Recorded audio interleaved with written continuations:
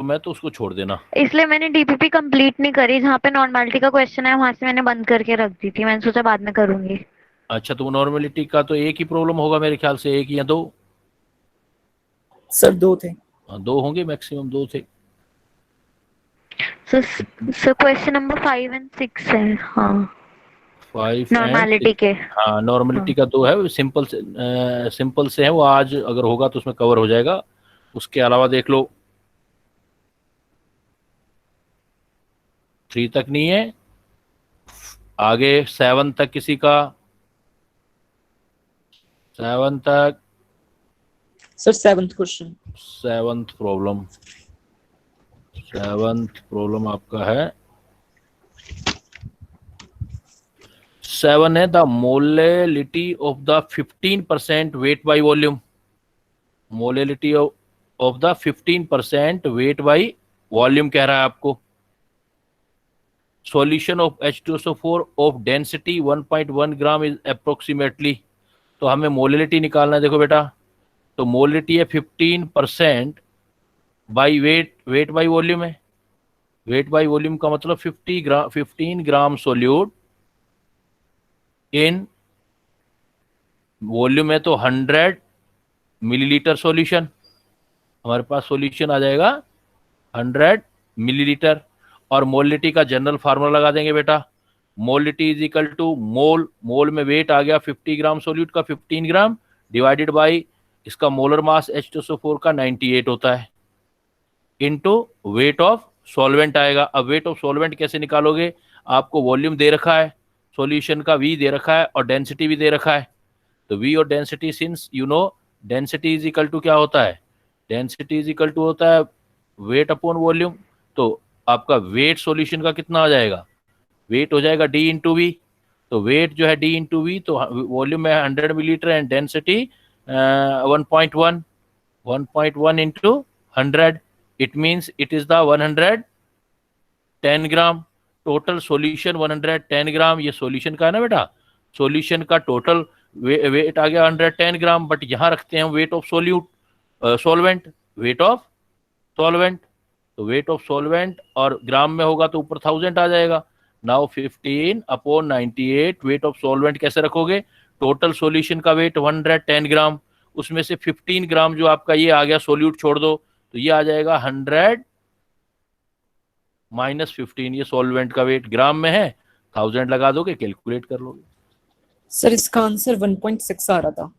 इसका आंसर आ रहा है 1.6। तो इसमें देखो, अब कैलकुलेट कर लो जितना आंसर आएगा, तो ये कितना आएगा 15 बाय 98 है ना, इंटू यस सर।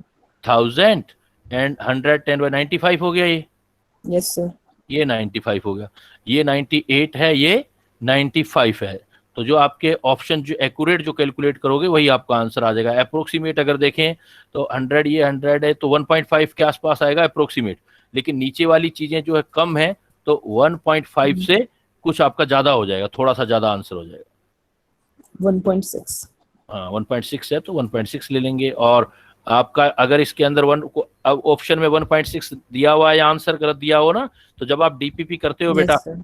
जब आप डीपीपी करते हो उसमें एक ऊपर ना ऑप्शन आता है, तो उसमें आप अगर कोई करेक्शन हो तो लिख दिया करो, उसको नोट करवा ओके दिया सर। करो, ठीक है। जब भी आप, जो भी सभी बच्चे, I am saying and for all student कि if you see any discrepancy in the answer then you can mark in your DPP. ऊपर ऊपर आप उसको ओपन करोगे तो राइट में करेक्शन वाला पॉइंट आएगा, तो वहां डाल दिया करो, ठीक है। यस बेटा, ओके सर। नेक्स्ट देखो, 17 के बाद आपका है, 7 के बाद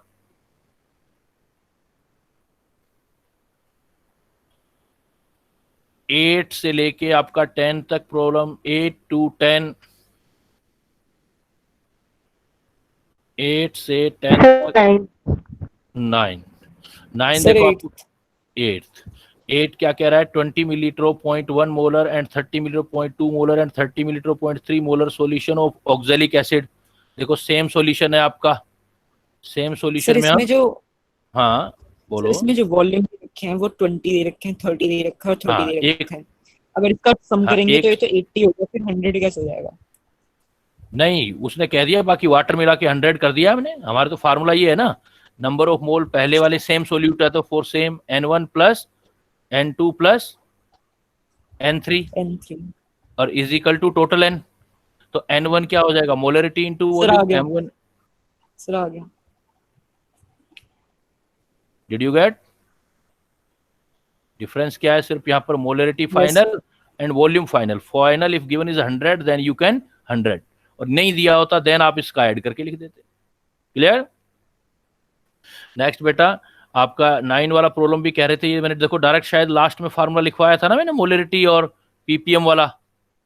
मैंने आपको बताया था मोलरिटी और पीपीएम में अगर पीपीएम करना हो तो पीपीएम इज इक्वल टू क्या फार्मूला बताया था, molar mass of solute into molarity into molarity, और इधर कितना था 10⁻³ यहां हमारे पास 10⁻³ था। पीपीएम में कैलकुलेट करेंगे तो आंसर देखो, मोलर मास क्या है हमारे पास, गोल्ड है तो 197 फार्मूला वेट हो गया। मोलरिटी गिवन है आपको 10⁻5 -5, और ये हो जाएगा आपका 10⁻3। सोल्व करेंगे 10 - 2 तो 1.97 ppm आ जाएगा पार्ट पर मिलियन।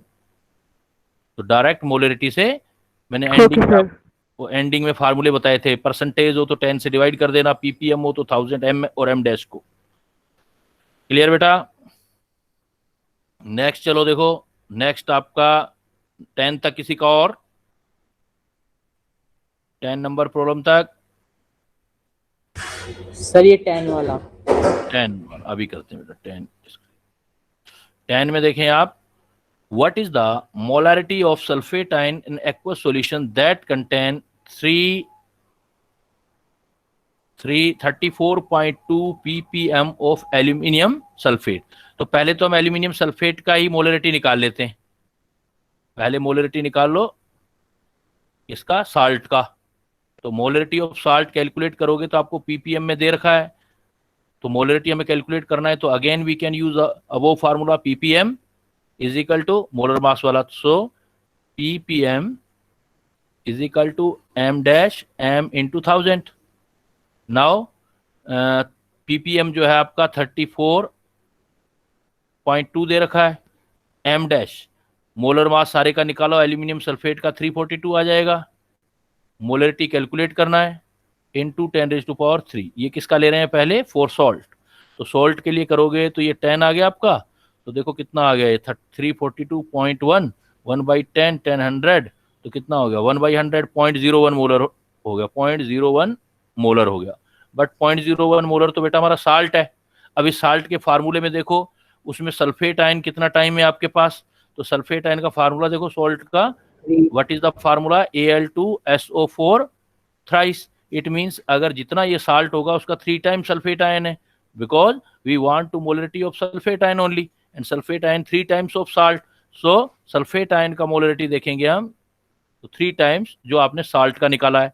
साल्ट का कितना निकाला था आपने 0.01, तो 0.01 तो कितना आ जाएगा बेटा, देखो ये आ गया आपका 342 पर मोल का था, और ये पीपीएम में था सर आपका 10 की पावर -4 आएगा।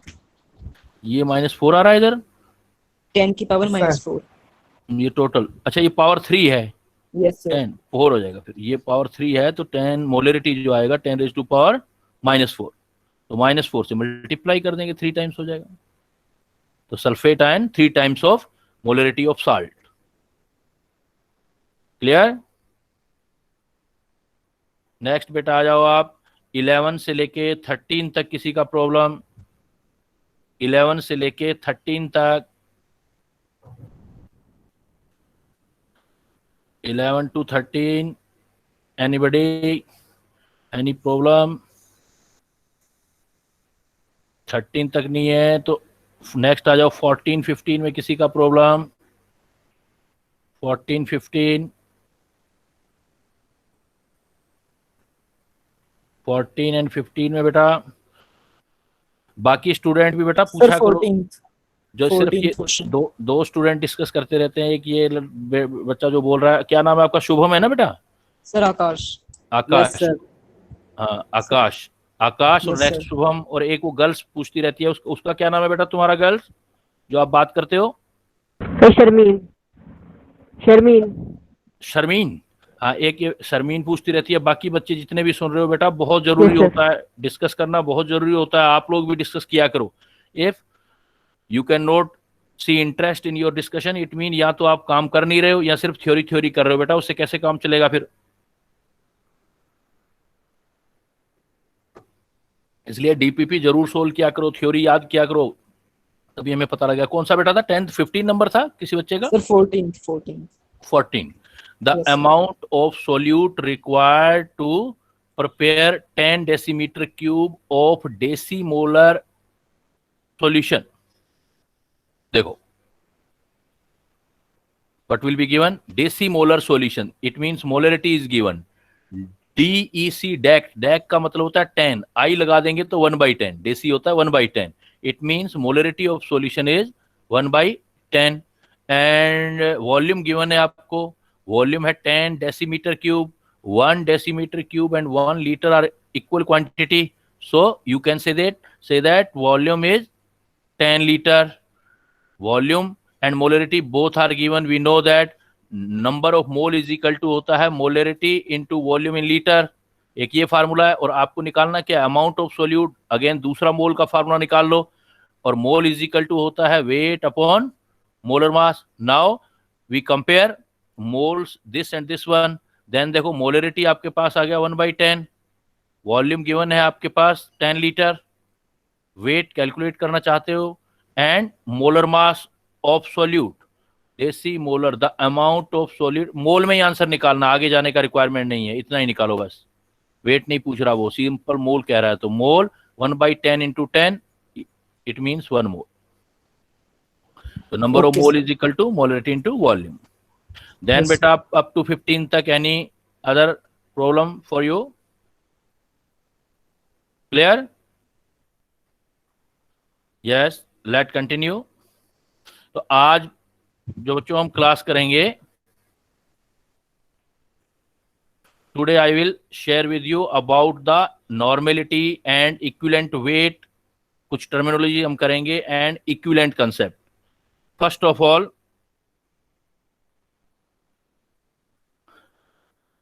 We will going to study about the N factor, valency factor. Excuse me, sir. Yes, sir last class में आपने बोला था कि relation of molarity with percentage by weight and PPM करवाना है। हाँ वो उसका फार्मूला दे दिया था ना मैंने, पीपीएम और परसेंटेज वाला, अभी जो डिस्कस किया था ना, एम डैश इंटू, वो पीपीएम में होता है। अच्छा आप ये कहते हैं उसका ड्राइव करें हम, डेरिवेशन कह रहे नहीं हैं? सर, हाँ, हमारा नहीं हुआ था वो फार्मूला, आपने सिर्फ बोला था कि ये टॉपिक अगली क्लास में स्टार्ट करना है, relation of molarity with percentage by weight and ppm. That I think I have already taught you कि भाई इसके अंदर ये रिलेशन था, एक रिलेशन, यही कह रहे हैं ना, PPM is equal to M dash M into, ये लिखो, करवाया था नहीं करवाया था? No, sir. ओके, चलो पहले फिर वैलेंसी फैक्टर से पहले यही करेंगे। देखो दैट इज द क्या है, ये फार्मूला आपको मेमोराइज करना है, पीपीएम कंसंट्रेशन और मोलरिटी का रिलेशन है, that is the relation of molarity and part per million concentration, PPM concentration. हम कैसे सोल्व करेंगे, सपोज मोलरिटी का formula, molarity is equal to, हमने पढ़ा था weight of solute divided by formula weight of solute, इसको molar mass भी बोलते हैं, volume of solution, volume of solution. अगर बेटा वॉल्यूम ऑफ सॉल्यूशन आपका मिलीलीटर में लेते हो तो लीटर में कन्वर्ट करने के लिए ऊपर आप 1000 लगा देते हो। So molarity mean capital M is equal to weight of solute divided by volume of solution. If, या कंडीशन लगा देते हैं, ऐसा कंडीशन गिवन होगा, if density equal to 1 then volume is equal to, volume of solution is equal to molar mass of या weight of solution. If density is equal to 1, suppose condition ले लिया मैंने, जैसे वाटर में density बेटा 1 होता है, तो वाटर के लिए डेंसिटी 1 लेते हैं तो वॉल्यूम और वेट ऑफ सॉल्यूशन इक्वल हो जाते हैं। तो यही फार्मूला मैं क्या लिख सकता हूं, wait of solute divided by formula weight of solute, density 1 कर दिया तो वॉल्यूम ऑफ सॉल्यूशन की जगह मैं वेट ऑफ सॉल्यूशन लिख देता हूं, वेट ऑफ सॉल्यूशन, ऊपर आपका 1000 है। अब एक काम करते हैं, 1000 से डिवाइड कर देते हैं, 1000 से मल्टीप्लाई कर देते हैं, तो वैल्यू में कोई फर्क नहीं आएगा, there is no difference in situation. और you know that weight of solute upon weight of solution into 10 raised to power 6, it is known as ppm,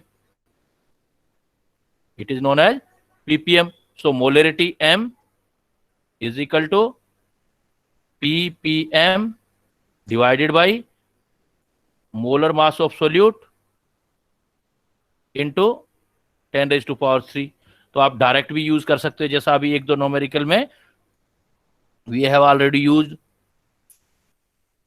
ppm is equal to m dash into 1000। तो molarity given है तो direct ppm concentration में आप convert कर सकते हैं, तो फिर इस डेरिवेशन का रिक्वायरमेंट नहीं होगा, डायरेक्ट आप ये फार्मूला यूज कर सकते हैं जैसे अभी हमने किया था, PPM is equal to m molarity of solution और m dash molar mass of solute, molar mass of solute, molar mass of solute कर सकते हैं। अगेन अगर आप इसमें क्या करते हो, जो आपका परसेंटेज के साथ रिलेशन करना है तो भी आप अगेन वो फार्मूला जितना मर्जी आप ड्राइव कर सकते हो अपना। सपोज इसी फार्मूले में मैं ये बोल दूं, relation between molarity, relation between molarity and percentage, percentage, तो मोलैरिटी एंड परसेंटेज करना है। देन अगेन देखो वही formula, molarity is equal to weight of solute upon formula weight of solute. Suppose density 1 ले लेते हैं इफ, तो यहां फिर वेट ऑफ सॉल्यूशन जो ऊपर ड्राइव किया हम लोगों ने, यही वाली चीज आ जाएगी, wait of solute wait of solution into 1000। अब क्या करते हैं हम, 1000 को हम ऐसे लिख देते हैं 10 की power 1 into 10 raise to power 2, कोई फर्क नहीं पड़ेगा इससे बेटा, क्योंकि ये 10 रेज टू पावर 3 हो जाएगा total. And we know that weight of solute upon weight of solution into 10 raise to power 2, यही परसेंटेज होता है। तो क्या फार्मूला हो जाएगा, molarity is equal to percentage जो भी होगा आपका into 10 divided by molar mass of solute. Again you can use direct formula of molarity by percentage by weight, तो वो आपका आ जाएगा percentage weight is equal to m dash divided by 10, m dash divided by 10। So you can memorize both the formula directly.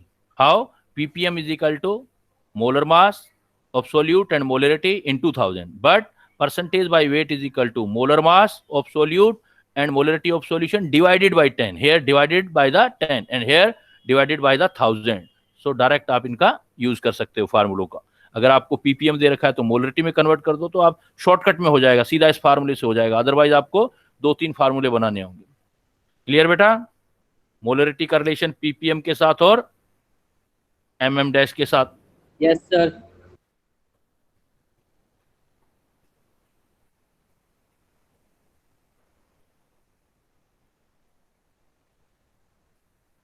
अब आ जाओ बेटा, बेटा concentration term कर रहे थे, अब हमारा कौन कौन सा कंसंट्रेशन हो गया, मोलरिटी हो गया, मोलैलिटी हो गया पिछली क्लास में, और उन दोनों का रिलेशन मैंने बताया था आपको, 2 रिलेशन वाले हो गए।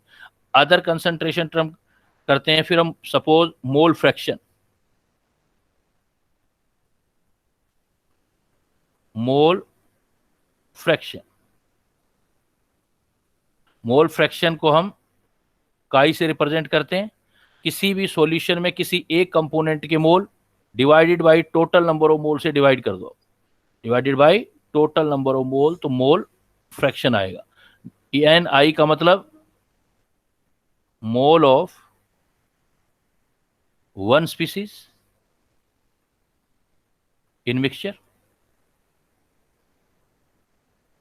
NT का मतलब total number of mole, total mole of all species,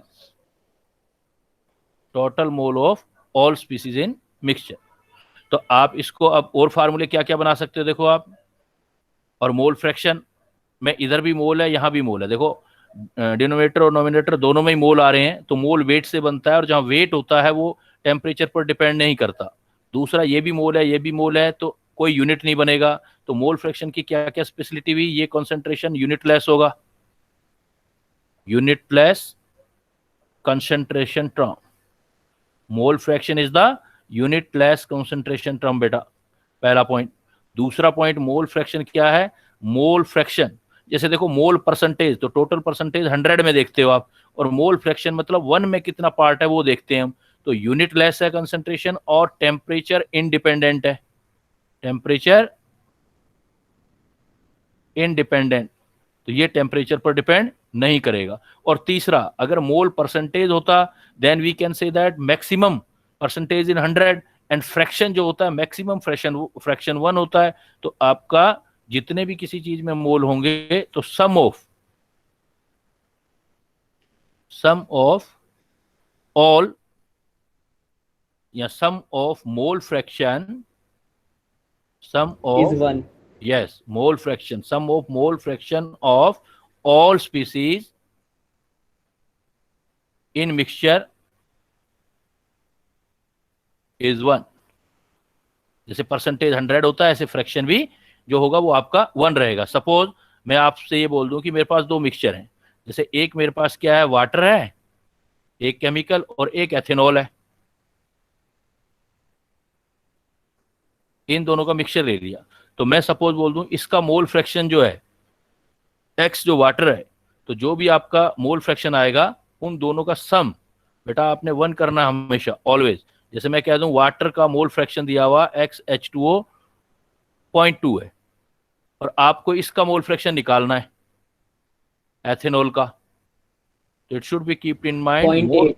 yes, mole fraction जितने भी कंपोनेंट होंगे उनका सम ऑलवेज कितने के इक्वल होगा, 1 का। तो ये 0.2 है तो यहाँ 0.2 रख देंगे, इसका आप कैलकुलेट कर लेंगे, XC2H5OH इज इक्वल टू 1। तो वैसे डायरेक्ट जब काम हो जाएगा then you can decide direct answer.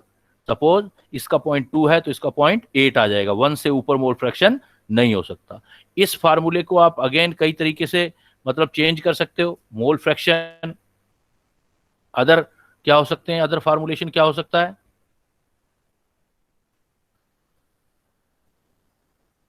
Other formulation you can see कि मोल फ्रैक्शन, सपोज किसी भी इंडिविजुअल का मोल, तो उसके नंबर ऑफ मोल्स और टोटल नंबर ऑफ मोल्स होते हैं। तो पीवी इज इक्वल टू, देखो बेटा एक फार्मूला होता है आइडियल गैस के लिए, आगे पढ़ाऊंगा, PV is equal to NRT. This reaction is known as ideal gas equation, ideal gas equation. इस आइडियल गैस इक्वेशन में देखो नंबर ऑफ मोल ये एन है, पी के डायरेक्टली प्रोपोर्शनल हो सकता है, तो आप नंबर ऑफ मोल प्रेशर से भी निकाल सकते हैं मोल फ्रैक्शन, इंडिविजुअल का प्रेशर या वॉल्यूम से भी। वॉल्यूम से कैसे, देखो n directly proportional V n directly proportional P, तो आप ये भी कह सकते हो इंडिविजुअल का volume divided by total volume. Sir ये आर क्या होता है? अभी बताऊंगा बेटा, नेक्स्ट आएगा ना चैप्टर, यूनिवर्सल गैस कांस्टेंट होता है। अभी आपने इतना ही ध्यान रखना है कि इक्वेशन होता है ideal gas equation, PV is equal to NRT. इससे अभी जो हमें यूज करेंगे वो इतना कि एन पी के सामने है और वी के भी सामने है, तो N I upon N T B you can write, और V initial upon V T, और P initial upon P T, ये भी लिख सकते हो। मतलब मोल फ्रैक्शन सिर्फ मोल से कैलकुलेट नहीं कर सकते, वो हम गैसेस वगैरह हो तो वॉल्यूम से भी कैलकुलेट कर सकते हैं, प्रेशर से भी कैलकुलेट करते हैं। जब आप प्रेशर लेते हो, हेयर जो आप प्रेशर लेते हो, पी आई जो होता है इंडिविजुअल किसी एक गैस का प्रेशर होता है, तो इसको बोलते हैं पार्शियल प्रेशर। किसी एक का लेना हो तो उसको बोलेंगे हम पार्शियल प्रेशर, और टोटल है जो वो टोटल प्रेशर है, टोटल प्रेशर। तो इसका मतलब आप देखो ये चीज एक कि अगर हमें किसी गैस का पार्शियल प्रेशर निकालना है, तो पार्शियल प्रेशर किसी इंडिविजुअल का है तो पीटी इधर है, एक्स इधर है, तो एक्स आई इंटू पीटी हो जाएगा, एक्स आई इंटू पीटी। मतलब आप इसको थ्योरेटिकली पढ़ सकते हो। क्या बोलोगे, इंडिविजुअल प्रेशर है तो ये क्या ये हो जाएगा आपका, इसको Dalton's law of partial pressure बोलते हैं। ये इक्वेशन जो है उसको बोलते हैं Dalton's law of partial pressure. तो कैसे डिफाइन करेंगे Dalton law of partial pressure को? देखो, पार्शियल प्रेशर में अगर आपके पास इसमें देखो एक्स पी टी के जी बीच रिलेशन दिया हुआ है, तो हम बोलेंगे pressure of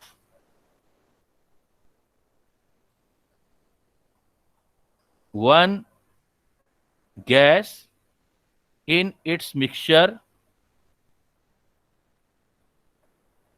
partial of one gas in its mixture is equal to the product of its mole fraction and total pressure, its mole fraction and total pressure. जितना भी total pressure होगा बेटा आपके पास, उसको उस कंपोनेंट के मोल फ्रैक्शन से multiply कर दो, इंडिविजुअल का प्रेशर आ जाएगा। कंडीशन जो रहेगी, ये कंडीशन जरूर ध्यान रखना है कि कब ऐसा होगा, at constant volume and temperature, at या in container of fixed volume, container of fixed volume and constant temperature, constant temperature. तो इसको बेटा हम बोलते हैं Dalton's law of partial pressure. तो किसी का भी इंडिविजुअल का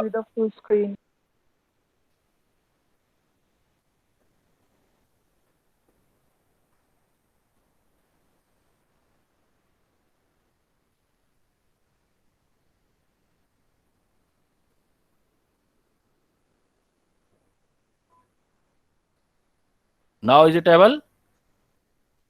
Yes, sir. Yes. So Dalton's law of partial pressure, what is that statement of Dalton's law of partial pressure? Pressure of one gas, जैसे PI, is equal to product of its mole fraction and total pressure. Let's see some numerical for more clarification. Suppose, as example, 2 mole of O2 and 3 mole of N2 are present in a closed vessels at a particular temperature, at a particular temperature. Calculate the mole fraction of each. Calculate the mole fraction of each. हमारे पास कोई container है sir, वो oxygen का आएगा 2/5 और nitrogen का आएगा 3/5। Okay, तो देखो अब हम क्या करेंगे, वी नो दैट अगर ये कोई थोड़ा प्रैक्टिकली समझेंगे तो कंटेनर क्लोज होना चाहिए और उसका हमने कुछ टेम्परेचर दिया हुआ क्लोज्ड वेसल में, तो टेम्परेचर भी गिवन है। तो बस हमें क्या करना है, O2 का देखो कितना मोल है, 2 मोल, और आपका N2 का जो दे रखा है 3 मोल। तो बहुत सिंपल लेवल का प्रॉब्लम दिया मैंने पहला आपको, मुझे मोल फ्रैक्शन चाहिए O2 का, तो O2 का number of mole of O2 divided by total number of mole, मतलब number of mole of O2 and number of mole of N2। So number of mole of O2 2 और total number of mole 2 + 3, it means 2/5। 2/5 का मतलब कितना होगा, 0.4 mole fraction. 2.5 तो नहीं आया बेटा, 2.5 नहीं आएगा, देखो इतना आया है, 2 मोल है O2 का और नीचे टोटल नंबर ऑफ, सर मैंने 2/5 बोला था। 2/5 ठीक है, 2/5 ओके है। तो एंड दूसरे का निकालना है तो no need to calculation, because ये N2 है तो टोटल दोनों का सम 1 होगा, तो 1 में आप ये कर देंगे, इसमें number of mole fraction of O2 तो 0.4 माइनस कर देना। क्लियर बेटा? तो ये तो बिल्कुल सिंपल लेवल का प्रॉब्लम, किसी स्टूडेंट को अनक्लियर हो तो दोबारा पूछ सकता है। अब मैंने इसी प्रॉब्लम को बेटा ऐसे कर दिया, इसी प्रॉब्लम को मैं ऐसे लिख रहा हूं, 8 ग्राम O2, 8 gram O2 is mixed with 7 gram N2. 8 gram O2 is mixed with 7 gram N2 at constant temperature.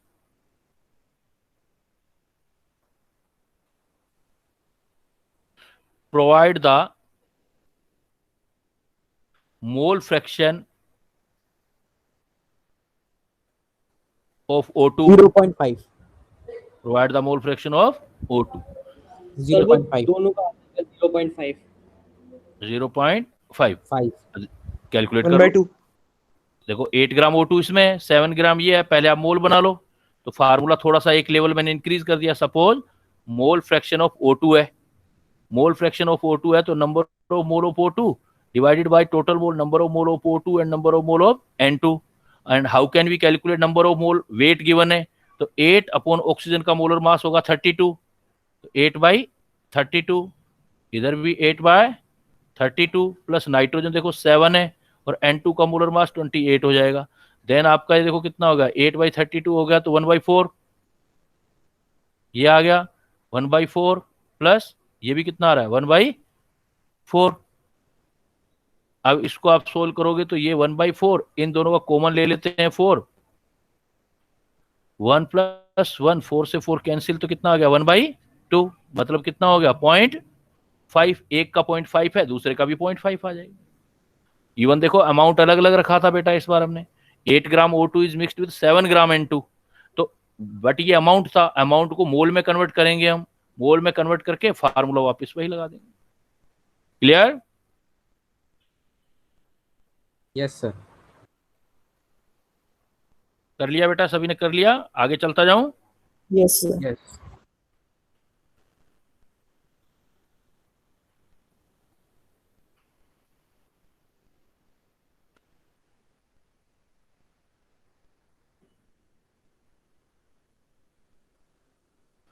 Then देखो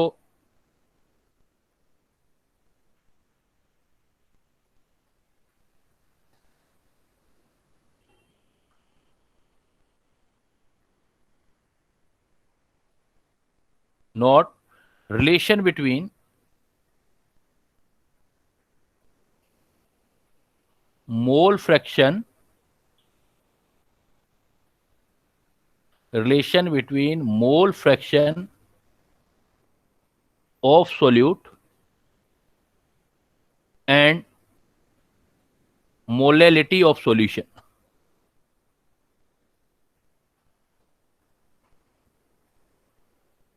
सपोज मोल फ्रैक्शन को x से लिख देते हैं, काई से लिख देते हैं, और molality is represented by small m। तो इसका रिलेशन कैलकुलेट करना है। देखो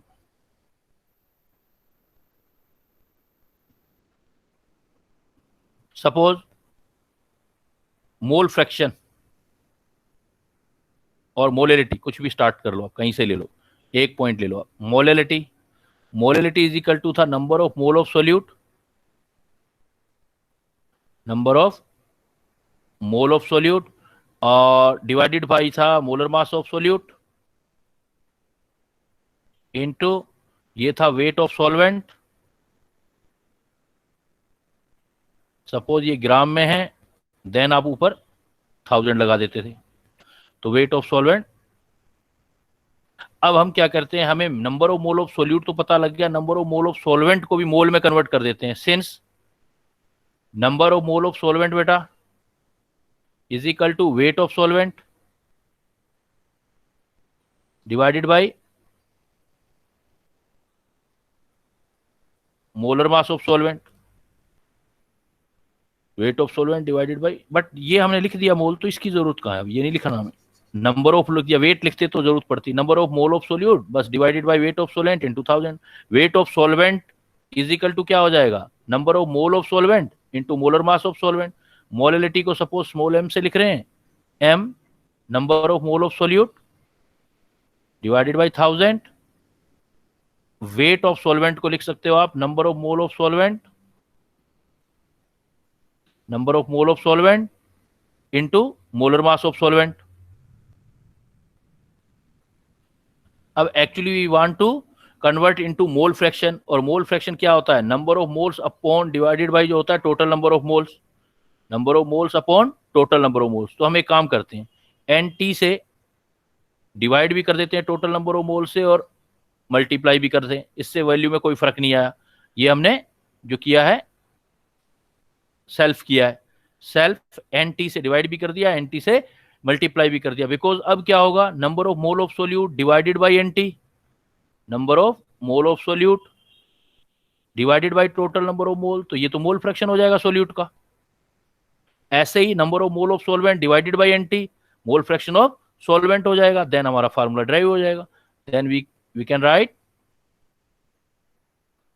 molality is equal to number of mole of solute by divided by mole fraction of solute into 1000 divided by number of mole of solvent divided by NT, तो mole fraction of solvent divided by molar mass of solvent। और आप ऐसे भी लिख सकते हो, molality direct लिख लो, x solute x solvent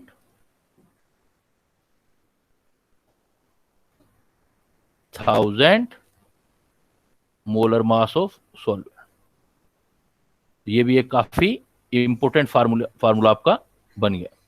molarity is equal to x solute upon x solvent into 1000 upon molar mass of solvent. तो इससे भी आप डायरेक्ट यूज कर सकते हो।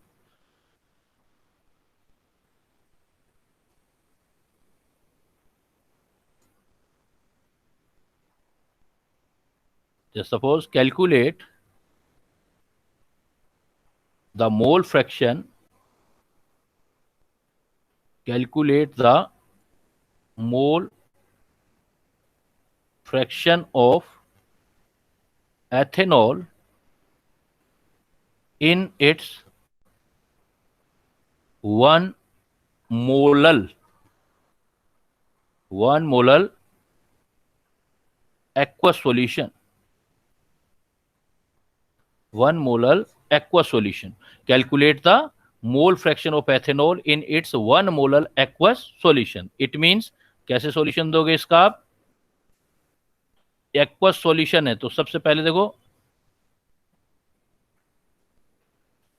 फर्स्ट ऑफ ऑल आप देखो सोल्यूट कौन है, सॉल्वेंट कौन है, हमारे पास एथेनॉल का एक्वस सॉल्यूशन है C2H5OH plus water, aqueous solution है तो इसका मतलब ये सॉल्वेंट हो गया और एथेनॉल हो गया solute.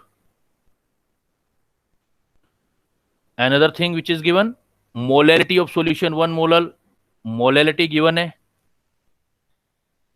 is equal to 1 molar and you want to calculate mole fraction of solute, ethanol solute है तो mole fraction of solute।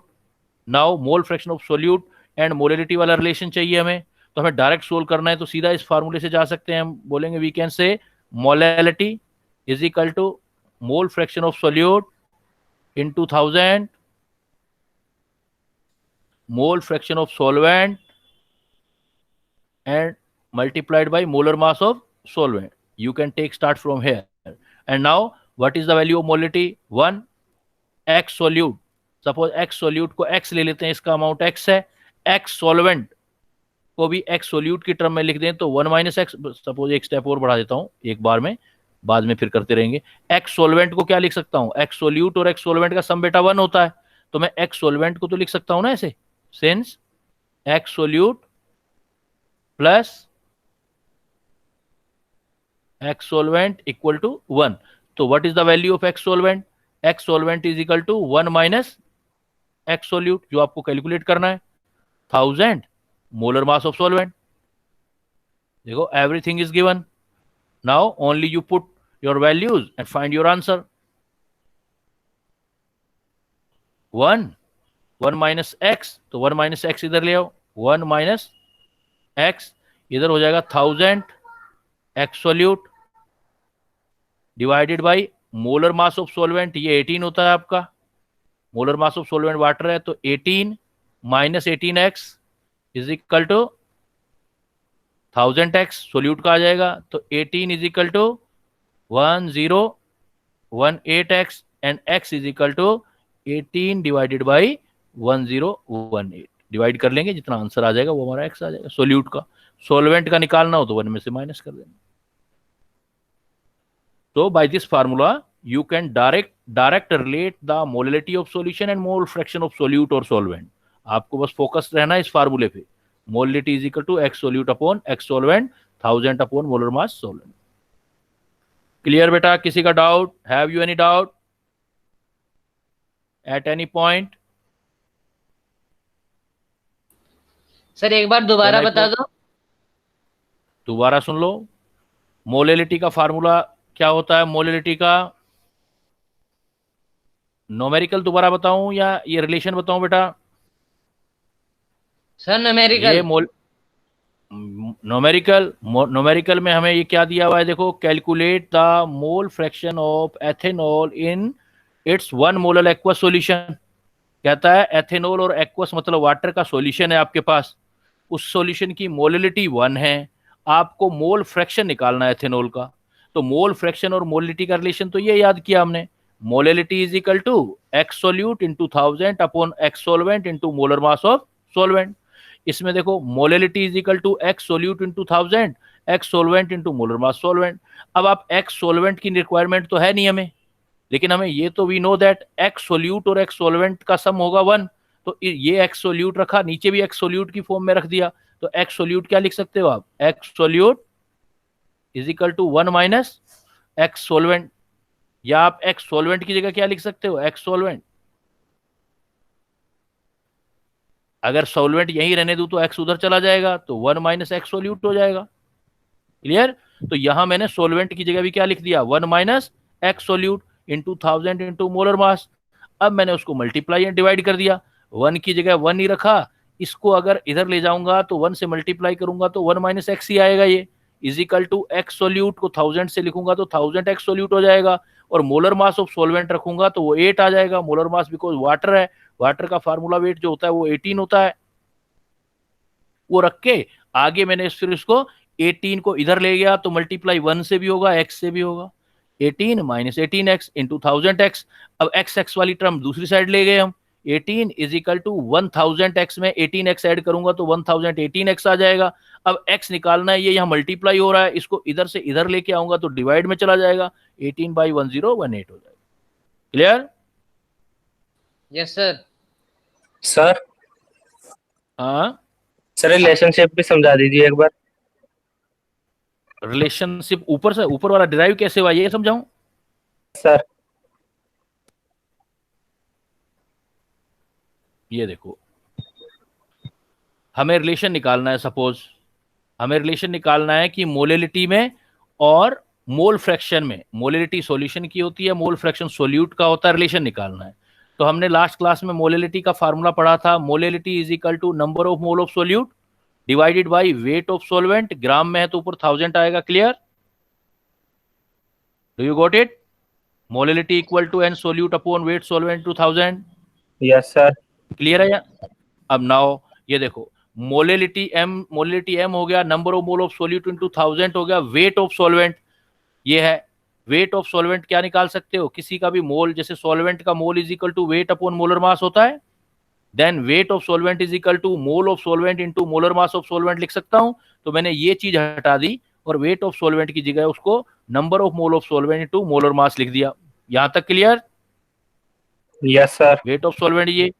अब मैंने क्या किया, बिकॉज मुझे मोल फ्रैक्शन चाहिए, और मोल फ्रैक्शन का फार्मूला होता है given mole upon total mole.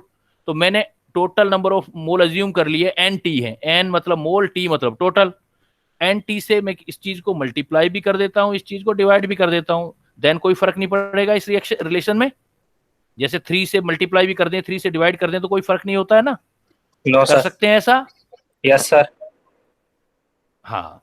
अब क्या है कि इससे हमें क्या प्रॉफिट हुआ, तो हमें ये पता लग गया। अब देखो, n solute divided by N T, तो ये मोल फ्रैक्शन ऑफ सोल्यूट हो जाएगा। तो मैंने लिख दिया x solute, n upon N T x solute. n solvent upon total, तो x सोलवेंट 1000 रह गया, मोलर मास रह गया। तो यही हमारा रिलेशन है बेटा। Okay sir. चलें आगे चलें। अब नेक्स्ट हम Yes, इसमें sir. देखो क्या कर सकते, नेक्स्ट देखो क्या कर सकते हैं बेटा, और इंपॉर्टेंट इससे, इसी कॉन्सेप्ट से और क्या आ सकता है, कैलकुलेशन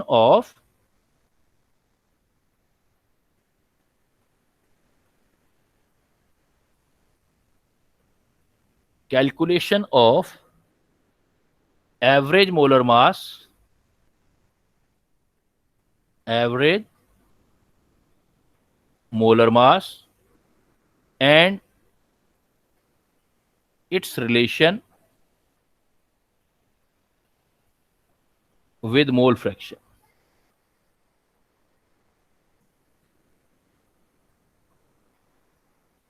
मोल फ्रैक्शन सपोज बेटा हमने x से रिप्रेजेंट कर रहे हैं, मोलर मास सपोज हम m डैश एवरेज से लिख रहे हैं। तो बेटा होता कैसे है, सॉल्यूशन कैसे निकालते हैं, इसमें हम सपोज हम एज्यूम करते हैं ये अर्थ है हमारा, और अर्थ का ये एटमॉस्फेयर है, और एटमॉस्फेयर में दो ही गैसेस अवेलेबल हैं, suppose N2 gas, air O2 gas. Suppose एक आर्टिफिशियली अर्थ एज्यूम कर लिया जिसके एटमॉस्फेयर में 2 ही गैसेस अवेलेबल हैं, N2 और O2। अब पहला पॉइंट है हमें इन दोनों का एवरेज मोलर मास निकालना है। तो एवरेज मोलर मास निकालोगे, बिकॉज एक से ज्यादा गैसेस प्रेजेंट है, तो एवरेज मोलर मास इज कैसे निकालते हैं, जिसके भी जितने नंबर ऑफ मोल्स होते हैं, जितने भी इंडिविजुअल हैं उनका नंबर ऑफ मोल्स और उनके मोलर मास जो होते हैं N1 M1, और डिवाइड कर देते हैं टोटल नंबर ऑफ मोल से। मतलब इस केस में हमने M एवरेज कैलकुलेट करना है, तो M average is equal to number of mole पहले वाले के और मोलर मास पहले वाले का, प्लस नंबर ऑफ मोल दूसरे वाले के, मोलर मास दूसरे वाले का, जितने भी हों ऐड करते चले जाएंगे आगे जो होंगे तो, और डिवाइडेड बाय जो कर देंगे जितना हमारे पास टोटल नंबर ऑफ मोल है, जैसे N1 plus N2। If you use this formula, this gives the average molar mass of gaseous mixture. तो एवरेज मास मोलर मास जो है गैसियस मिक्सचर का कैलकुलेट हो सकता है। बट इस फार्मूले में और क्या देख सकते हो आप, सिंस हमारे पास क्या होता है, नंबर ऑफ मोल्स और वॉल्यूम डायरेक्टली प्रोपोर्शनल है, परसेंटेज अबंडेंस है, तो वॉल्यूम भी यूज कर सकते हो आप। और सिंस अभी इक्वेशन बताया था PV is equal to NRT, तो N और V डायरेक्टली प्रोपोर्शनल है, तो यहां पर आप N भी ले सकते हो, V भी ले सकते हो। तो मैं ऐसे भी लिख सकता हूं M average, suppose M dash ले रहे हैं हम, M dash average is equal to N1 की जगह नंबर ऑफ वॉल्यूम या वॉल्यूम परसेंटेज बोल दो, सेकंड का वॉल्यूम, सेकंड का मोलर मास, जितने भी हों, divided by number of mole ले रहे हो तो total number of mole, volume ले रहे हो तो टोटल वॉल्यूम भी कर सकते हो। सपोज एग्जांपल में देखते हैं, सपोज हमारे अर्थ पर मैक्सिमम जो एटमॉस्फेयर में नाइट्रोजन है 78% और ऑक्सीजन है, बाकी रिमेनिंग ऑक्सीजन है। Suppose in an imaginary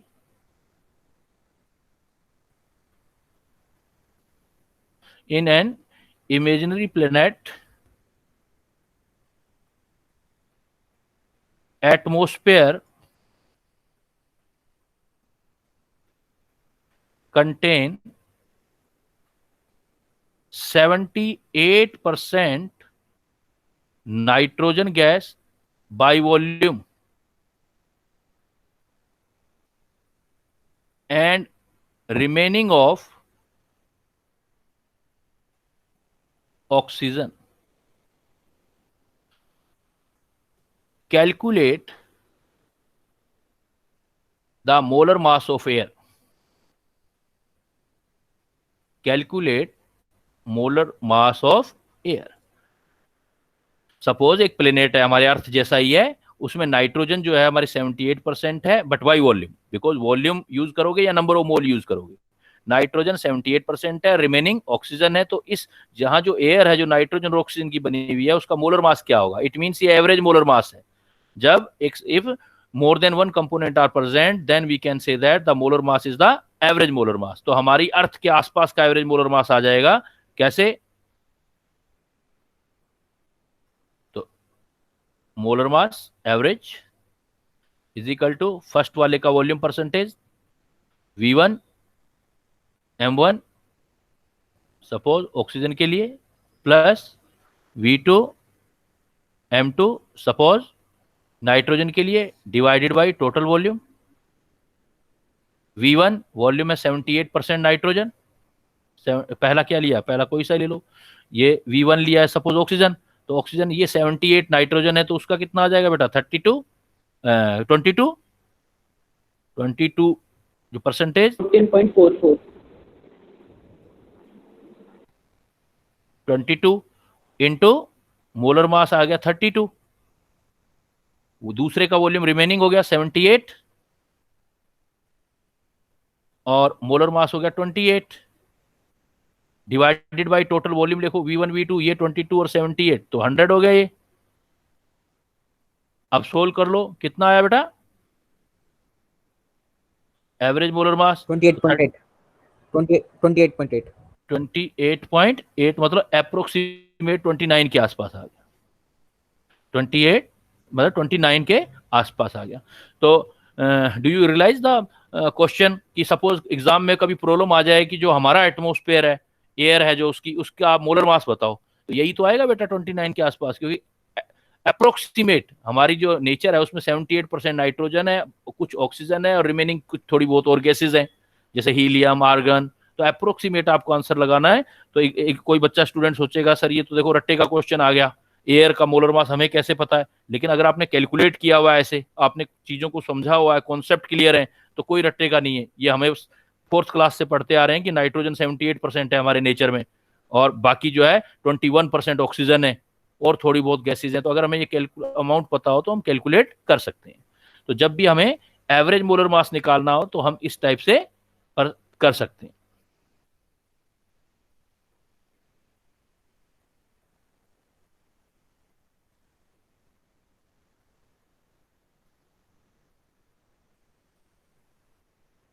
If a mixture of H2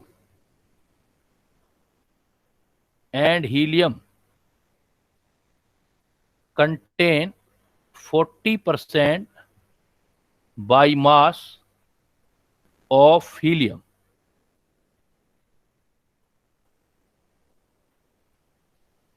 calculate the molar mass of mixture।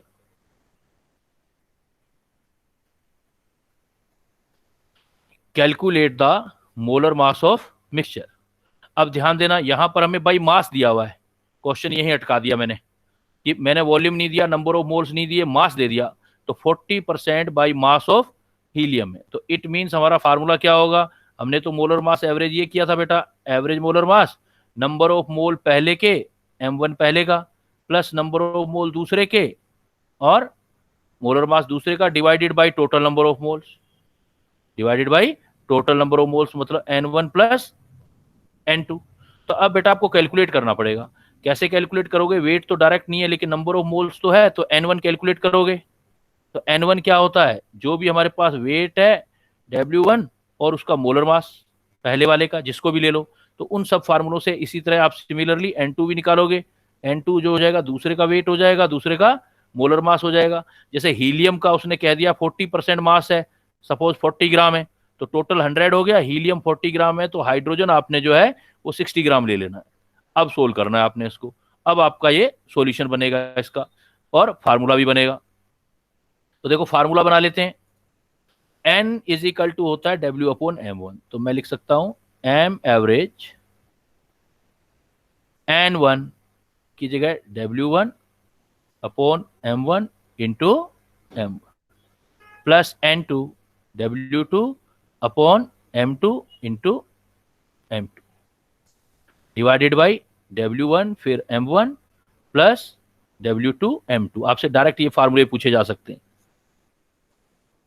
तो कैलकुलेशन हमारे पास एक फार्मूला और हो गया। देखो जब आपको M डैश एवरेज निकालना हो और वेट गिवन हो, वेट, तो ये फार्मूला यूज करेंगे। W1 plus W2 divided by N1 plus N2 कह दो, या W1 अपॉन M1, ज़्यादा बेस्ट है, ऐसे याद कर लो। N1, M1 से M1 cancel, N2, N1 plus N2, या नीचे भी W1 M1 plus W2 M2 कर दो, तो एवरेज मास आ जाएगा आपको। देखो W1 40, W2 60, ये ग्राम हो गया, डिवाइडेड बाई N1 सोल्व करो 2.5 40, डिवाइडेड बाई पहला किसको ले रहे हो 40 हीलियम को, तो 4 आ गया, और 60 को हाइड्रोजन ले रहे हो तो बेटा 2 आ जाएगा। तो ये तो 20 हो गया और ये 30 हो गया, 20 30 50, ऊपर 100, 100 बाई 50, तो बिल्कुल सही आंसर दे रहे हो आप। 2.5 कैसे आया? क्या मैंने कैलकुलेट गलत किया या आपने कोई मिस्टेक किया? 30 को 4 से डिवाइड गलत किया है।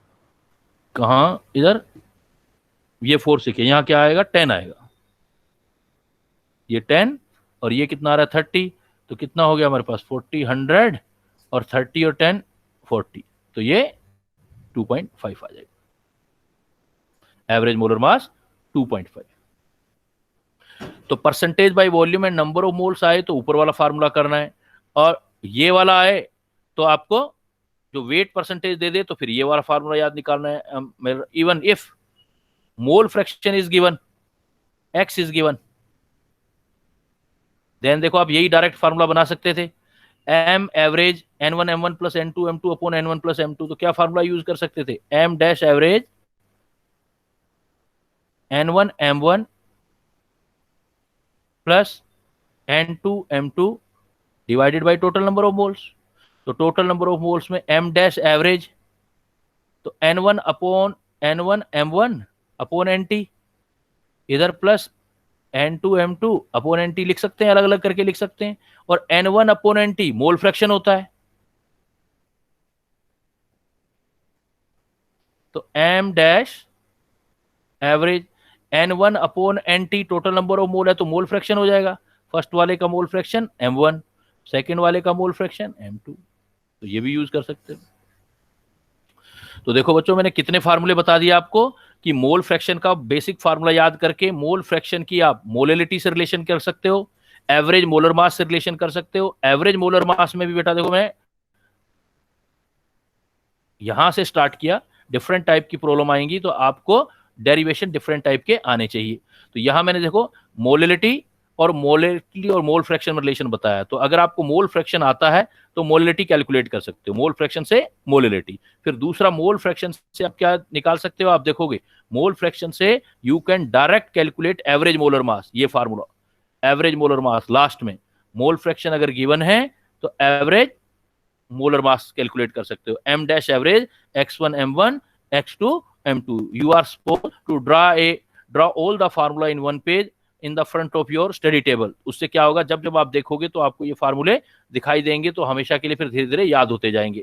हर एक स्टूडेंट जो भी प्रिपेयर करता है वो इनको ऐसे ही करता है, तो उसमें आपको बार बार फार्मूला ड्राइव नहीं करना पड़ेगा बेटा। m dash average x1 m1 plus x2 m2, अगर परसेंटेज बाई वेट दे रखा है तो इधर लिखवाया मैंने m dash average is equal to, आपका लिखवाया था W1 plus W2 divided by N1 plus N2, simple formula हो जाएगा। तो इस टाइप से आप कैलकुलेट कर सकते हैं। क्लियर बेटा, मोल फ्रैक्शन क्लियर हो गया, relation and mole fraction. Yes sir. Yes sir. Next बेटा जो अभी हम टर्म करने जा रहे हैं वो एक्चुअल में है नॉर्मेलिटी, लेकिन नॉर्मेलिटी के दो प्रॉब्लम मैंने आपको दिए हैं, उससे पहले मैं कुछ चीजें आपसे थोड़ी थोड़ी सी डिस्कस कर लेता हूं, उससे इजी हो जाएगा हमारा नॉर्मेलिटी। तो उससे पहले हम जो करते हैं, मैंने अभी पॉइंट दिया था आपको, एक चीज होती है एन फैक्टर। एन फैक्टर का मतलब होता है बेटा वैलेंसी फैक्टर, ये सिर्फ कंपटीशन के लिए है, बोर्ड वगैरह में ज्यादा यूज नहीं होता। वैलेंसी फैक्टर, ये वैलेंसी फैक्टर जो है अलग अलग स्पीसीज के लिए अलग अलग तरीके से लिया जा सकता है। जैसे वैलेंसी फैक्टर फॉर एलिमेंट, बेटा एलिमेंट के लिए वैलेंसी फैक्टर क्या लोगे आप, जो उसका वैलेंसी होगा, वैलेंसी ऑफ एलिमेंट, उस एलिमेंट का जो हम वैलेंसी लेंगे वही उसका एन फैक्टर होगा। वैलेंसी ऑफ एलिमेंट होगा फॉर एलिमेंट, एन फैक्टर हो जाएगा। वैलेंसी कैसे, सपोज देखो मैं एक चीज बताता हूं आपको सिंपल सी, पीरियोडिक टेबल में एक लाइन होती है, एक पीरियोडिक टेबल पढ़ेंगे, 10th में भी पढ़ा होगा आपने, lithium, beryllium, boron, carbon, nitrogen, oxygen, fluorine suppose, and you know ये जो हाइड्रोजन से अटैच होते हैं तो कितना हाइड्रोजन लिथियम के साथ अटैच होगा, बेरिलियम के साथ अटैच होगा नॉर्मल कंपाउंड में, बोरोन के साथ अटैच होगा, कार्बन के साथ, या नाइट्रोजन या ऑक्सीजन, फ्लोरीन, वो उसका वैलेंसी फैक्टर आ जाएगा। तो देखो हाइड्रोजन और लिथियम, लिथियम के साथ एक ही हाइड्रोजन अटैच होता है, इसलिए मैं बोलूंगा इसका वैलेंसी फैक्टर या वैलेंसी 1 है, लिथियम का 1। बेरिलियम के साथ 2 हाइड्रोजन अटैच होते हैं तो वैलेंसी 2 है। बोरोन के साथ 3 हाइड्रोजन अटैच होंगे तो बोरोन के साथ 3, और कार्बन के साथ 4, फिर वापस देखो कम होने लग जाएंगे, फिर नाइट्रोजन के साथ 3, ऑक्सीजन के साथ 2, और फिर फ्लोरीन के साथ 1। जैसे F के साथ हाइड्रोजन का कंपाउंड होता है HF, तो देखो इसका मतलब एक H अटैच हो रहा है फ्लोरीन के साथ, इसका मतलब फ्लोरीन का वैलेंसी 1 होगा। ऑक्सीजन के साथ देखो वो ऑक्सीजन वाटर बनाता है H2O, इसका मतलब एक ऑक्सीजन के साथ 2 हाइड्रोजन अटैच हो रहे हैं तो 2 हो गया। नाइट्रोजन के साथ देखो NH3 अमोनिया बनाता है, जैसे अमोनिया, तो ये आपको याद रखना है। सर हाँ बोलो। सर NH4 भी तो बनाता है। नॉर्मल कंपाउंड NH4 आयंस हो गया, NH4 पॉजिटिव आयन होता है, जो सबसे स्टेबल और नॉर्मल कंपाउंड देखना आपने, clear. NH4 is not elemental form, that is the ionic form, NH4 positive ion होता है। तो हमें जो जनरल है उस हिसाब से आपको याद करना है। तो आप क्या बोलोगे, जो भी लिथियम के ग्रुप के आएंगे उसका वैलेंसी फैक्टर 1 बोलोगे, बेरिलियम आएगा तो 2 बोलोगे, बोरोन की फैमिली का आएगा 3, कार्बन का 4, वापिस नाइट्रोजन का वैलेंस फैक्टर आप 3 बोलोगे, ऑक्सीजन का 2, फ्लोरीन का 1। दूसरी बात है कि एलिमेंट नहीं है, मान लो आयंस है, 4 आयंस, तो आयंस का वैलेंसी जो एन फैक्टर होगा वो उसका मैग्नीट्यूड ऑफ चार्ज होगा, जितना उसके ऊपर चार्ज आएगा वो उसका एन फैक्टर है, मैग्नीट्यूड ऑफ चार्ज, जो चार्ज होगा वो आयंस का एन फैक्टर होगा। अब देखो लिथियम का वैलेंसी फैक्टर 1 है और इसका आयन बनाऊंगा तो Li पॉजिटिव आयन बनेगा, Li+1, या सोडियम लिथियम सोडियम +1 बनाते हैं, इससे लिथियम क्लोराइड बनता है बेटा, LiCl। ऐसे बेरिलियम जो होगा वो 2 बनाएगा, तो इनके जितना, जैसे ऑक्सीजन है या नाइट्रोजन है, जैसे फ्लोरीन का चार्ज होता है -1, नॉन मेटल में माइनस आता है, मेटल्स में प्लस आता है, तो फ्लोरीन का 1 होगा, लेकिन नॉन मेटल है तो -1, basic chemistry 9th 10th class की केमिस्ट्री। ऑक्सीजन नॉन मेटल है तो ऑक्सीजन का चार्ज आएगा 2 तो है वैलेंसी, लेकिन नॉन मेटल है तो -2, इसको बोलोगे आप ऑक्साइड आयन, आइड लगा देंगे जब नेगेटिव चार्ज आएगा, ऑक्साइड आयन। जैसे फ्लोरीन को बोलोगे आप फ्लोराइड आयन,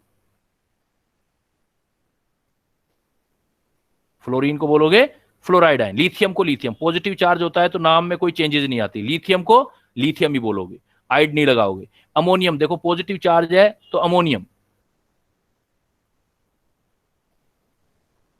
जैसे कैल्शियम है तो Ca, बेरिलियम वाली कैटेगरी में आता है, बेरिलियम मैग्नीशियम कैल्शियम, कैल्शियम तो इसका मेटल है प्लस और 2 वैलेंसी।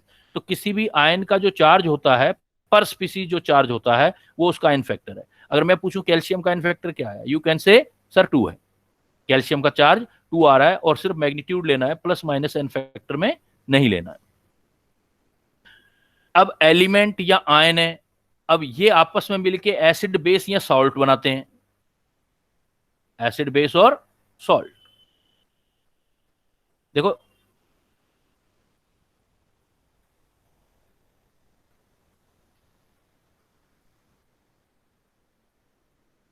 सपोज मैं आपसे बोलूं कि n factor for acids, for acid, तो एसिड में बेटा एसिड के फार्मूले आपको आने चाहिए। एसिड जो होता है उसमें होता है जो एन फैक्टर का मतलब होगा number of replaceable hydrogen during reaction. जो कोई रिएक्शन दिया हो उसमें कितना हाइड्रोजन रिप्लेस होता है उसको बोलेंगे एसिड का एन फैक्टर। और एसिड के एन फैक्टर को स्पेशल टर्मिनोलॉजी भी दिया जाता है, इसको बोलते हैं बेसिसिटी। बेसिसिटी, बेस से बना है ना, बेसिसिटी। एसिड के लिए बेसिसिटी वर्ड यूज करेंगे, मतलब बेस को काम आएंगे ये hydrogen, number of replaceable hydrogen during reaction. अब जितनी आपको 10th का जो एक चैप्टर था केमिकल इक्वेशन, जिस बच्चे ने जितना अच्छा पढ़ा होगा उसके लिए तो बहुत ही इजी चीजें हो जाएंगी, ये यहाँ काम आएगा बेटा बहुत सारा।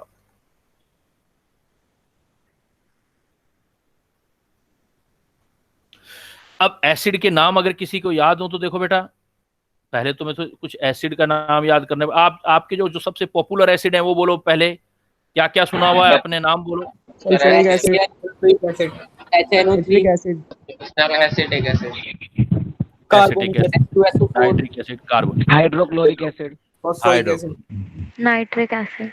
नाइट्रिक एसिड दोबारा आ गया, ठीक है। तो अब देखो मैं ये लिख रहा हूं, जैसे आपने पढ़ा नाइट्रिक एसिड, अब कुछ बेसिक केमिस्ट्री बता रहा हूं, जो बेस बिल्कुल होता है। नाइट्रिक एसिड एक बेटा होता है नाइट्रिक एसिड, और एक जो होता है वो होता है नाइट्रस एसिड। एक nitric acid and second one nitrous acid. एक आप फार्मूला याद कर लो, किसी का भी एक का फार्मूला याद कर लो। सपोज नाइट्रिक एसिड का फार्मूला है HNO3, एक फार्मूला याद कर लिया, केमिकल बॉन्डिंग में बनाना भी सिखाऊंगा, अभी फार्मूला याद कर लो। नाइट्रिक एसिड का फार्मूला है नाइट्रिक एसिड HNO3।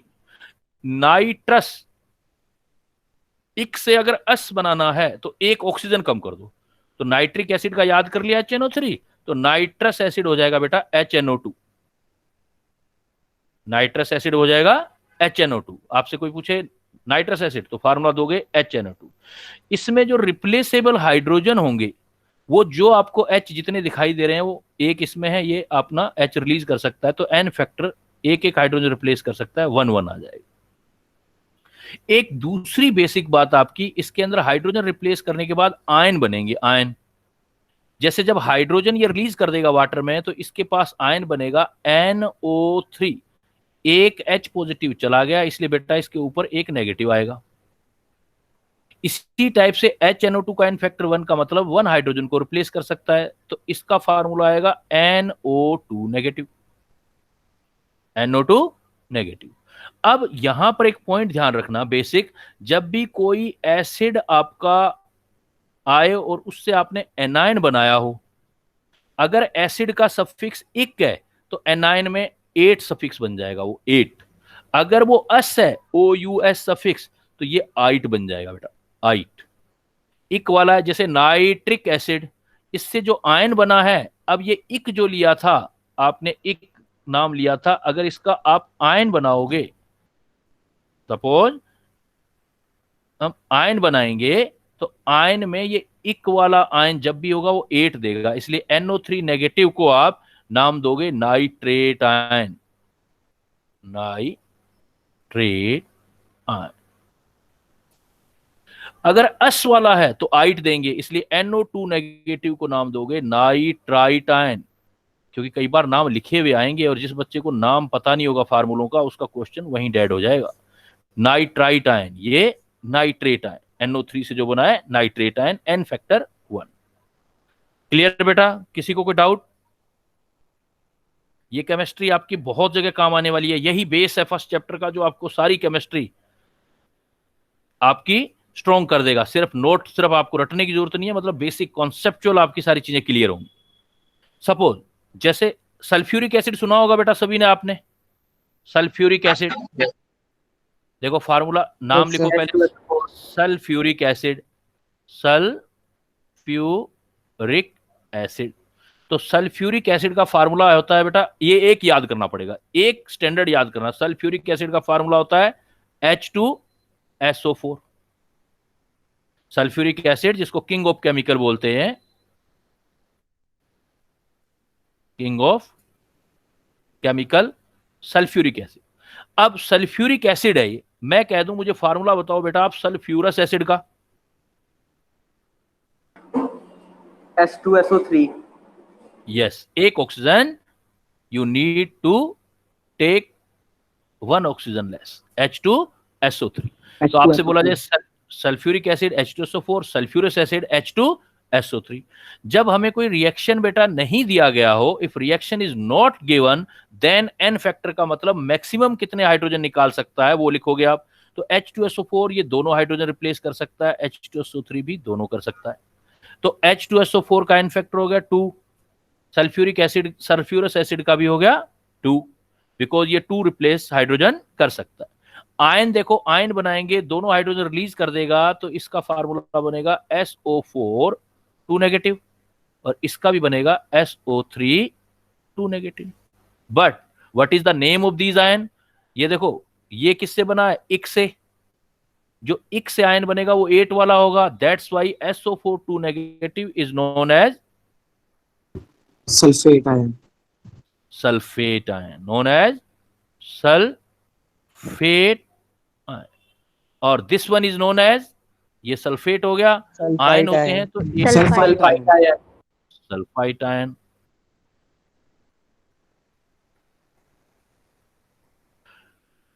क्लियर?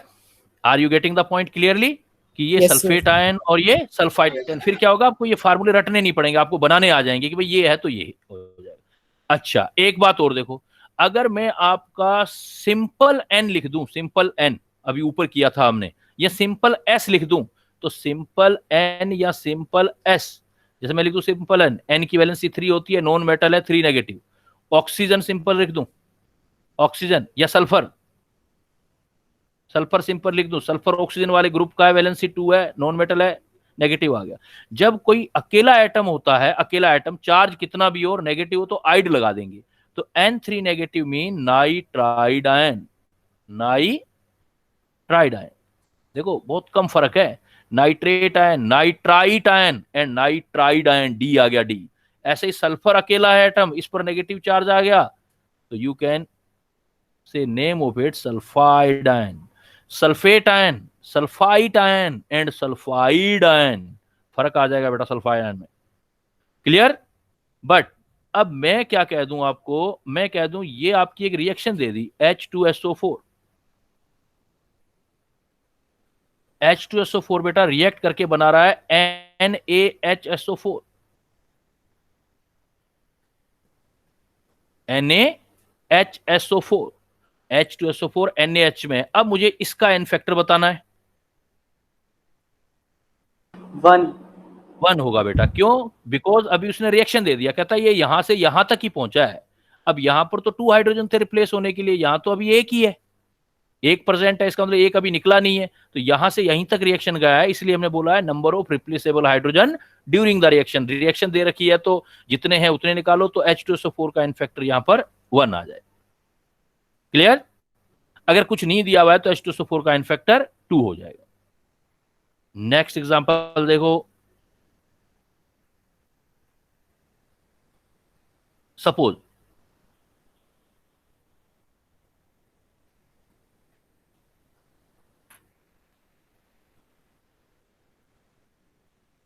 अगर मैं एक ये सीरीज देता हूं आपको, HClO4, HClO3, HClO2, ये भी एसिड है बेटा,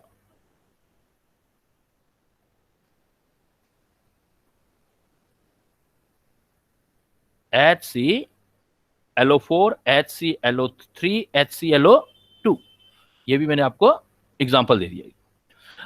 अब देखो, अगर ये एग्जांपल हो गया आपका,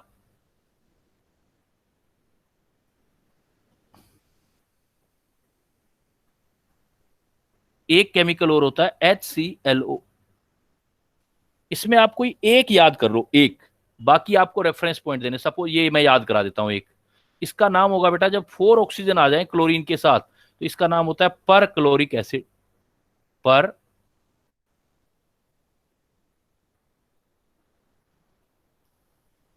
क्लोरिक एसिड। पर वर्ड और लग गया, पर मतलब एक ऑक्सीजन और एक्स्ट्रा, मतलब 3 की बजाय 4 हो गई।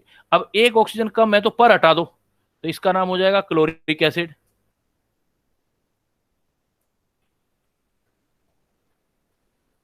अब एक ऑक्सीजन और कम हो गया तो इक में से एस कर दो, तो इसका नाम हो जाएगा क्लोरस एसिड।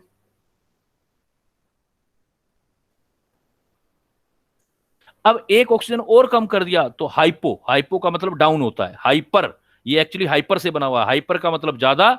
ये दोनों थे क्लोरिक एसिड और क्लोरस एसिड थे। क्लोरिक से एसिड से भी ऊपर आ जाए एक ऑक्सीजन तो पर वर्ड लगा देंगे, क्लोरस से भी एक नीचे आ जाए तो हाइपो लगा देंगे, it's name is hypo, this chemical is hypochlorous acid. तो ऐसे आप रेफरेंस पॉइंट से नाम याद कर सकते हैं। सब का एन फैक्टर किसी में भी निकालोगे इनमें एन फैक्टर 1 ही आएगा, 1 ही है इसके अंदर। नेक्स्ट एग्जांपल, जो एग्जांपल मैं वही शेयर कर रहा हूं बेटा जो आप लोगों ने अभी मुझे बताए नाम। जैसे अभी आप लोगों ने एक नाम मुझे बताया था एसिटिक एसिड, आपने बोला था ना एसिटिक एसिड। एसिटिक एसिड का फार्मूला होता है बेटा CH3COOH। तो अब ये जो कार्बन के साथ वाले हाइड्रोजन है ये रिप्लेसेबल नहीं होते, ये ऑक्सीजन के साथ वाला हाइड्रोजन रिप्लेसेबल होता है। तो ये CH3COH का एन फैक्टर मैं बोलूंगा 1, ये एक हाइड्रोजन यही वाला रिप्लेस करेगा। तो एसिटिक एसिड का आप एन फैक्टर या वैलेंसी फैक्टर 1 लेंगे। अभी आपने कुछ बच्चों ने बोला कार्बोनिक एसिड, एक बच्चे की आवाज आई थी, उन्होंने बोला था कार्बोनिक एसिड। कार्बोनिक एसिड बेटा होता है H2CO3। कार्बोनिक एसिड, इसमें दोनों हाइड्रोजन रिप्लेसेबल हैं, एन फैक्टर आ जाएगा 2। और अब मैं आपको जो कंपटीशन में काफी पूछे जाते हैं कुछ अपनी पसंद के एग्जांपल बताता हूं मैं आपको।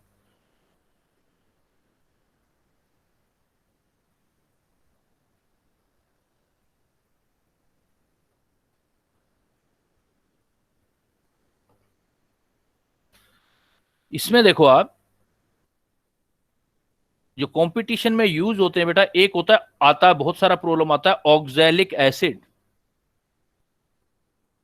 ऑक्सैलिक एसिड, ऑक्सैलिक एसिड का फार्मूला होता है COOH और एक COH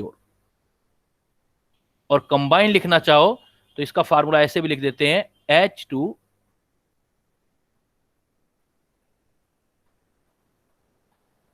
C2O4 भी लिख सकते हो। तो यहां ऑक्सैलिक एसिड H और H दो जगह से H रिप्लेस कर सकता है, एन फैक्टर लोगे बेटा 2, ऑक्सीजन के साथ वाला H जाएगा। ऑक्सैलिक एसिड याद रखना एन फैक्टर 2। और एक मैं सीरीज बता रहा हूं आपको फॉस्फोरस वाली, स्पेशल स्टार लगा के, काफी इंपॉर्टेंट है। फॉस्फोरस में 3 केमिकल याद करने आपको, एक होता है ortho phosphoric acid, ortho phosphoric acid, एक होगा phosphorous acid, phosphorous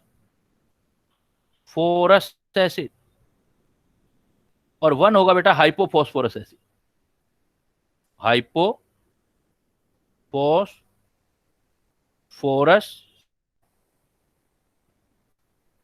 acid. Orthophosphoric acid का फार्मूला H3PO4, फॉस्फोरस एसिड का फार्मूला H3PO3 और हाइपोफॉस्फोरस का फार्मूला H3PO2। इनके एन फैक्टर जब भी निकालने हो आप तो इन सब, सिर्फ इसी के लिए बता रहा हूं, ओनली फॉर दैट, बाकियों में नहीं, एक ट्रिक सिखा रहा हूं, ये कॉम्प्लिकेटेड होता है। तो इनमें एन फैक्टर कभी भी आ जाए, जितने नंबर ऑफ ऑक्सीजन हो उसमें एक कम कर लेना। देखो बच्चों, ऑर्थोफॉस्फोरिक एसिड का फार्मूला क्या है H3PO4। इसका मतलब इसका एन फैक्टर निकालना है तो ऑक्सीजन से चेक करना, ऑक्सीजन जितने नंबर हो उसमें 1 कम कर देना। जो ऑक्सीजन 4 है तो इसका एन फैक्टर आ जाएगा 3, मतलब ये तीनों के तीनों हाइड्रोजन रिप्लेस कर सकता है। फॉस्फोरस एसिड में चेक करो, ऑक्सीजन है 3 तो जितने ऑक्सीजन हो 1 कम कर देना है, एन फैक्टर आ जाएगा 2, एन फैक्टर हो जाएगा 2। H3PO3 का इवन आपको 3 हाइड्रोजन दिखाई दे रहे हैं बट रिप्लेस सिर्फ 2 ही हो पाएंगे, 1 रिप्लेस नहीं हो पाएगा। हाइपोफॉस्फोरस एसिड, ऑक्सीजन देखो दिखाई दे रहा है 2 तो जितने ऑक्सीजन हो उससे कम कर लेना, तो इसका एन फैक्टर आएगा 1, मतलब 1 हाइड्रोजन ही सिर्फ ये रिप्लेस करेगा हाइपोफॉस्फोरस एसिड। कोई भी एसिड आ जाए, अब नेक्स्ट क्लास में वो पॉइंट आएगा, लेकिन ये एक आइडिया बताता हूं कि एन फैक्टर का यूज क्या करते हैं हम। एन फैक्टर का यूज हम इक्विवेलेंट वेट निकालने में करते हैं।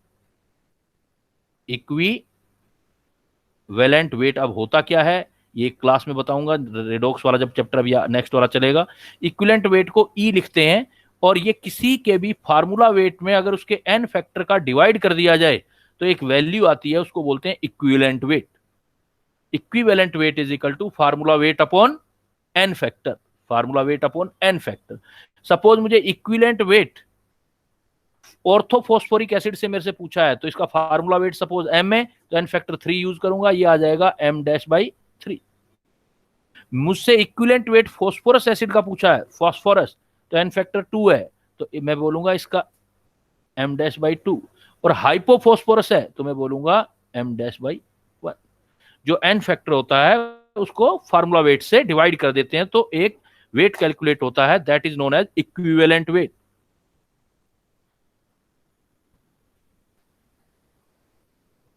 क्लियर बेटा? ये काफी इंपॉर्टेंट है फॉस्फोरस वाले। सर जो ये वाला फॉर्मूला है n factor is equals to NO-1, sir ये क्या सब में लगेगा? नहीं नहीं, सब में नहीं, सब में नहीं लगेगा। सिर्फ किसके लिए? ये कंपटीशन में जब क्या है, फॉस्फोरस वाले हैं, सिर्फ जब ओनली फॉर फॉस्फोरस, बाकी में नहीं। सर हम्म, तो ये साइन पे डिपेंड नहीं करेगा, जैसे इसमें -1 आ रहा है, 2 - 3। हाँ वो डिपेंड नहीं करेगा, मैग्नीट्यूड लेते हैं। एन फैक्टर का मतलब सिर्फ magnitude. Okay. And carbonic acid का फॉर्मूला क्या है? कार्बोनिक एसिड ये रहा नहीं, H2CO3। Carbonic sorry, oxalic. Oxalic का ये रहा फार्मूला COH। जब दो तो इसको COH ऐसे ही लिखेंगे? ऐसे लिखो तो आपको थोड़ा याद करने में इजी रहेगा, वैसे लिखोगे तो कैसे लिखोगे, H2C2O4 लिख दो, कंबाइन लिखना चाहते हो तो। ओके। क्लियर? और बेटा एक और इंपॉर्टेंट है काफी, जो अभी डिटेल जब कभी आगे आएगा फिर डिटेल फिर पढ़ाऊंगा, अभी सिर्फ इंफॉर्मेशन दे रहा हूं। बोरिक एसिड कौन सा होता है? Boric acid. तो N factor of boric acid, N factor of boric acid, boric acid जो होता है, बोरिक एसिड का फार्मूला है H3BO3 इज 1। ये जब इक्विलिब्रियम चैप्टर आएगा उसमें काफी डिटेल आएगा, अभी आप याद रख लेना, n factor of boric acid is HBO3 is 1। और ये 1 भी क्यों होता है, रीजन पूछ ले, क्योंकि क्वेश्चन इस फर्स्ट चैप्टर में दिए हुए होंगे आपको किसी जगह। तो N factor of boric acid ये H3 because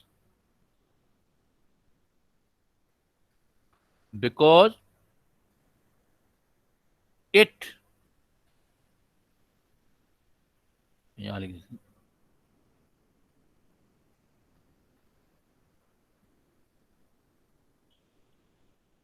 because it accept one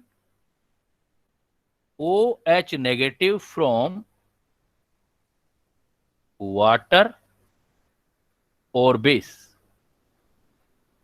मतलब ये हाइड्रोजन रीजन नहीं है इसका रीजन OH नेगेटिव आयन है, और वैसे OH बेस के लिए होता है, यहां हम एसिड के लिए यूज कर रहे हैं। होता क्या है एक्चुअल में, बोरिक एसिड को H3BO3 या ये फार्मूला भी यूज करते हैं BOH थ्राइस। जब हम रिएक्शन कराते हैं बेटा इसकी,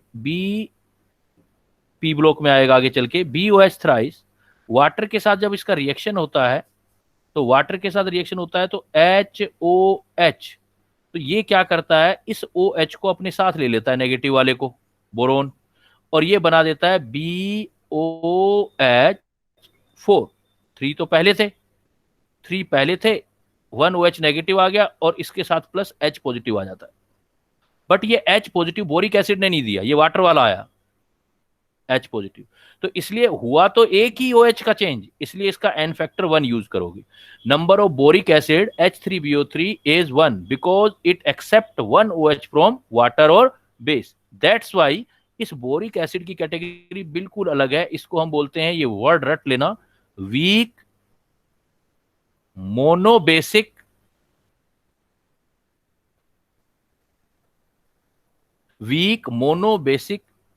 लुईस एसिड।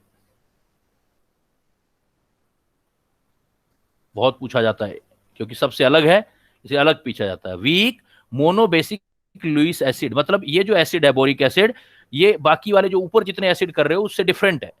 क्योंकि वो सब H देते हैं, ये H नहीं उल्टा OH लेता है। तो याद रखना फॉस्फोरस वाला किस तरीके से याद रखोगे कि जितने ऑक्सीजन होंगे उससे एक कम कर देंगे वो उसका इन्फेक्टर आएगा। बोरिक एसिड बेटा डायरेक्ट याद रखना है कि बोरिक एसिड का इन्फेक्टर 1 रहेगा, और ये वो वीक मोनोबेसिक लुईस एसिड है। लुईस एक साइंटिस्ट था, आगे चल के पढ़ेंगे, 10th में भी इंट्रोडक्शन था। लेविस साइंटिस्ट के अकॉर्डिंग, लुईस के अकॉर्डिंग ये एसिड है, इसलिए वीक मोनोबेसिक लुईस एसिड कहेंगे। क्लियर? ऑक्सैलिक एसिड का तो बेटा सिमिलरली आप बेस के लिए भी तो बोल सकते हो, same similar trend and factor निकालना है फॉर बेस। तो बेस के लिए क्या होगा, सेम उसी टाइप से n factor, number of replaceable OH ion during reaction.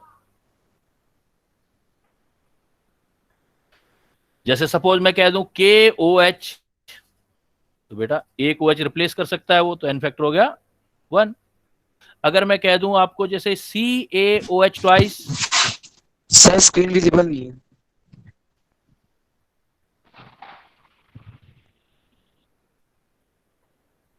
Screen visible नहीं है, यहां से मुझे दिख रहा विजिबल, क्या प्रॉब्लम आ सर रहा है? साइड में नहीं दिख रहा। हाफ स्क्रीन है। हाफ स्क्रीन आ रहा है, चेक करता हूं क्यों हुआ ऐसा।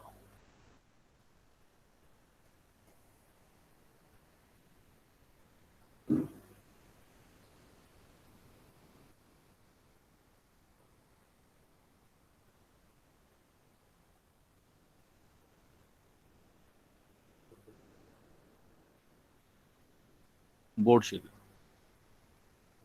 अब दिख रहा है बेटा? हेलो, आ गया अभी बोर्ड? Yes sir. हाँ, तो देखो KOH जो है उसमें एन फैक्टर कितना है, 1 रिप्लेसेबल OH है तो 1 हो जाएगा। कैल्शियम हाइड्रोक्साइड में देखो 2 OH है, इट्स मींस एन फैक्टर 2 हो जाएगा। बट अगर मैं रिएक्शन बना के दे देता ऐसे CaOH ट्वाइस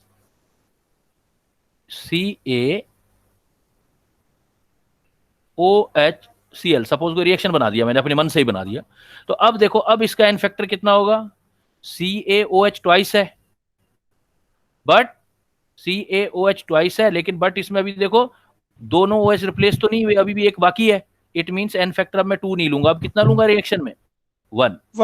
अगर नहीं रिएक्शन दिया होता तो मैं 2 ले लेता। क्लियर बेटा? N factor clear? देखो अभी एन फैक्टर और भी करेंगे हम, लेकिन अभी मैं आज एक पार्ट ही करवाया है कि एन फैक्टर एलिमेंट का कैसे देखते हैं, एन फैक्टर आयंस का कैसे देखते हैं, एन फैक्टर एसिड का कैसे देखते हैं, और एन फैक्टर बेस का कैसे देखते हैं। नेक्स्ट टाइम अच्छी तरीके से इसको करके आना, क्योंकि न्यूमेरिकल में काफी हेल्प होगा, उससे मैं आपको शॉर्टकट सिखाऊंगा। टुडे क्लास जो अभी पढ़ा आपने, you did in today class which all और फॉर कंपटीशन। ज्यादातर जो एन फैक्टर का मामला है वो कंपटीशन में आपके बड़े बड़े न्यूमेरिकल इजीली कैसे सोल्व करोगे उसमें काम आएगा, तो तैयार करके आना है आपको। क्लियर? मैं आपको नेक्स्ट क्लास के लिए अभी असाइनमेंट नहीं दूंगा आज, आपको नेक्स्ट क्लास में ये तैयार करके आना है, जब भी क्लास आए तो एन फैक्टर क्लियर होना चाहिए। क्लियर बेटा?